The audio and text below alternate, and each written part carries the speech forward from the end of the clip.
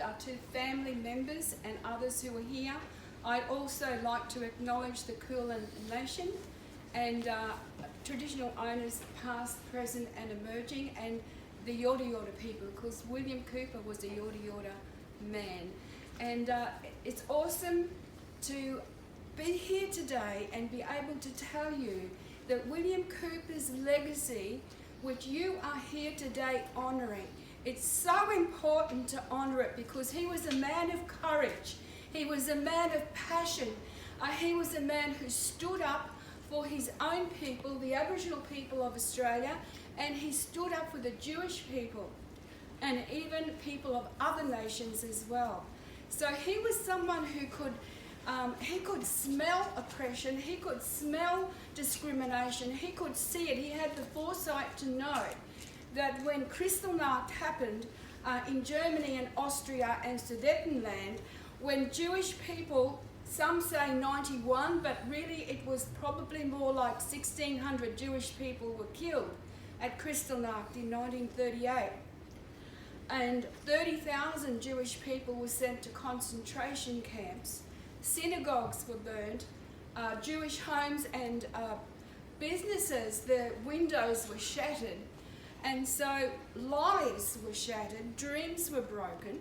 And that's why my third book, I called it Shattered Lives, Broken Dreams.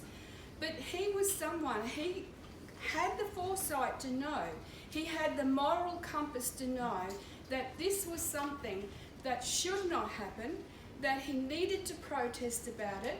Being the secretary of the Australian Aborigines League, an organisation that he formed in the 30s, he led them, as you would know, in that protest march from his home in Footscray to the German consulate in 1938. And that was an awesome event. And look, it has reverberated through time. You know, you are here today. And Yad Vashem in 2010, when they honoured him with an academic chair after resistance to the Holocaust, his legacy is so important today because he teaches us to stand up to bullies, to stand up to intimidation, to have the courage to speak out, to have the courage and determination to act no matter what the opposition might be. And if he were here today, and I've asked myself this, if William Cooper were here today, what would he be doing? And I think we could all ask ourselves that. If William Cooper were here today, what would he be doing?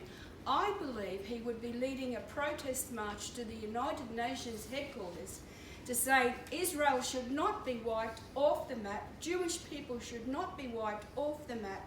He was someone who wanted to save lives, and I believe that he would still be doing that today. If he were here, he would do the same thing, but he would look at what are the threats to Jewish people today, what are the threats to Indigenous people today, and he would be standing up and being counted. So I have this book here, which is not on sale today, but just to let you know that it's there. White Australia Has a Black History, all about his Aboriginal activism, which was very extensive. And this one, Shattered Lives, Broken Dreams, is a giveaway you can get before you go. It focuses on his legacy of standing up for Jewish people. And, you know, he is someone who I believe is an icon. And yes, I'm getting my husband, my beautiful husband, Norman, who's been with me every step of the way, is saying time to stop.